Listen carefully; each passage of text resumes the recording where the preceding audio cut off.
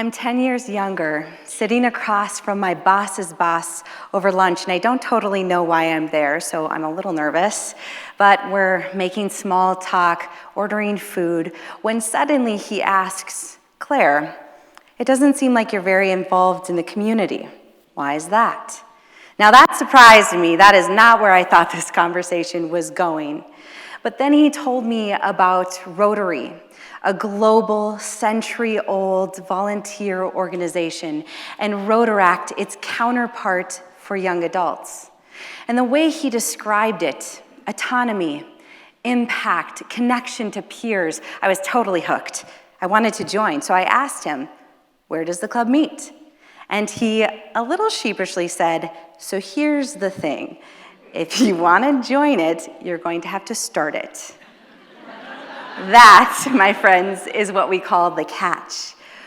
Or sometimes we call it being voluntold, but essentially it was a call to action. Do more with your talents for the world. Raise your hand. And that is exactly what I did. I joined forces with my husband, Brandon, and together we started the TEDxStCloud Rotaract Club in 2015. Now, starting anything is hard, but I don't think I knew how hard it was going to be. That first meeting, we had 30 people show up. By the second, 12. By the third, 5. And it didn't make sense to me because everybody seemed so interested when I told them about this idea, and yet when it came time to show up, they didn't. That first year felt like pushing a boulder uphill. Attendance was all over the place. My near breaking point was when I invited my manager to come speak, and 3 people showed up. I was embarrassed, I was frustrated, and all of this got me really curious. Why don't people, especially young people, show up? I believe at the heart of this is our very modern epidemic of isolation, loneliness, and apathy.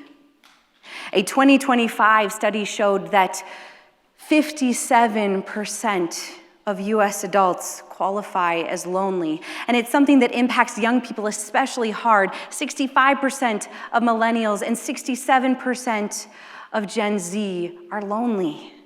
Now, it's no surprise, they grew up inundated with technology. And over half of adults believe that technological advances have contributed to loneliness.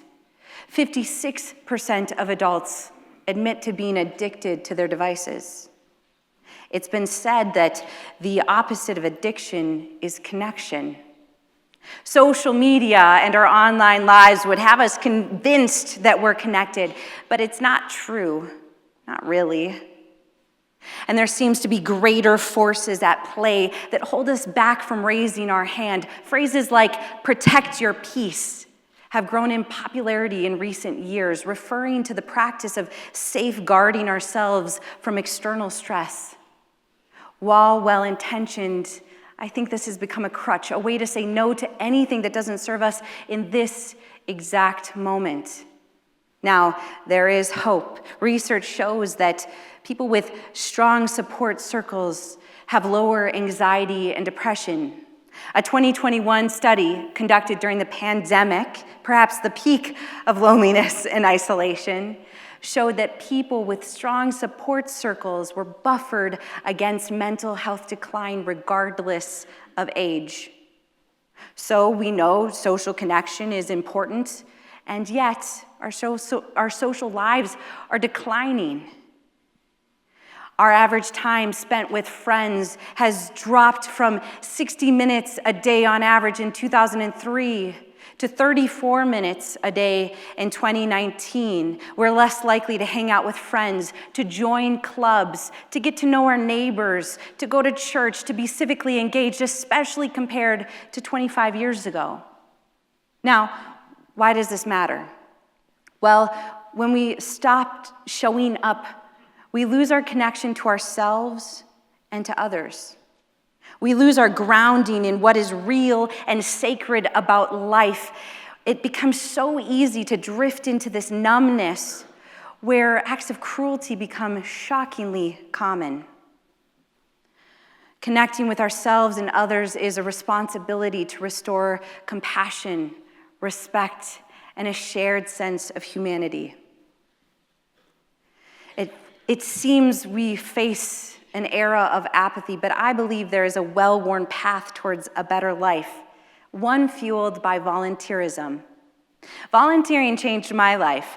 Back in 2014, as I was wrapping up my undergraduate degree and working 3 jobs and watching all of my friends move away, it was a busy year. I got married, I moved 3 times, I started my first full-time career, and by 2015, I was still trying to get my footing. And this is when I started to volunteer. It was here that I realized that when we talk about volunteerism, we often frame it around young people.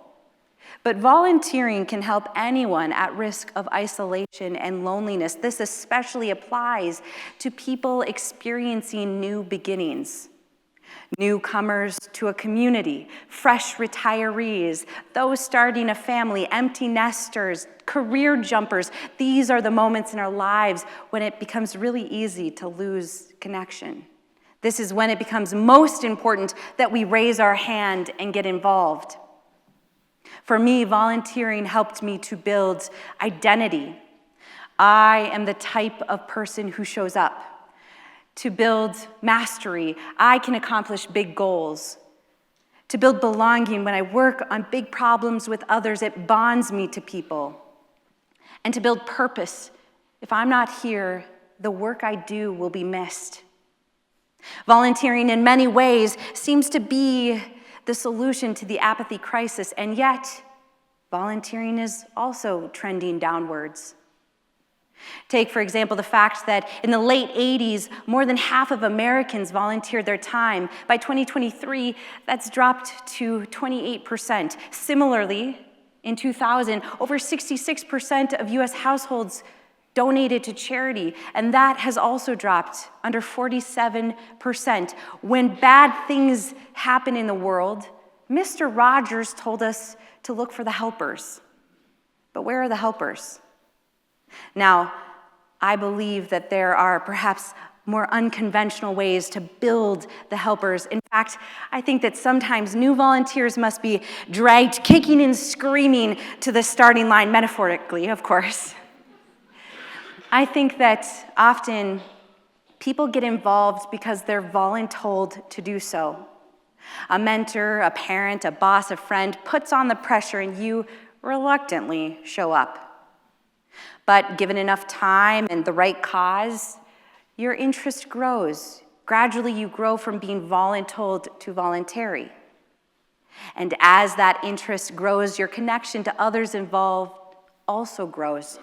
You start to have fun. You start to make friends. Maybe this is better than doom scrolling on social media after all. Liking evolves into love. You start showing up not because you have to, but because you want to. You take on leadership roles because it matters. And given enough personal resources, you start to see how this organization can benefit from your time, talent, and treasure. As you age, perhaps you start thinking about the legacy you want to leave behind. You want to make sure this organization lives on beyond you. Through this practice, you have effectively grown from being voluntold to evangelist. Nonprofits need us, but we, above all else, need identity, mastery, belonging, and purpose.